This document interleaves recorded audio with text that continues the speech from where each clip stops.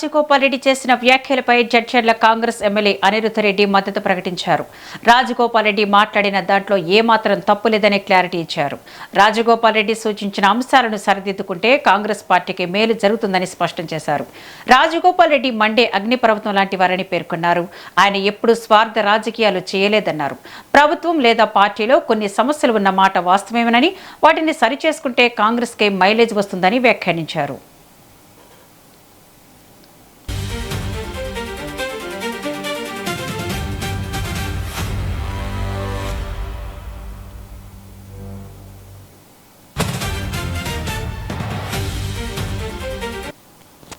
మాట్లాడినాను.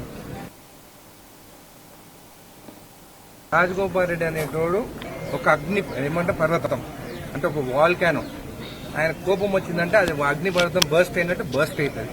ఆయన ఎప్పుడైనా కానీ మంత్రి పదవి కోసం నాకు కావాలని చెప్పి కొట్లాడలేదు, అడగలేదు. 2.5 సంవత్సరాలు అయింది. అవి అయి ఉంటే అప్పుడే కొట్లాడుతుండే.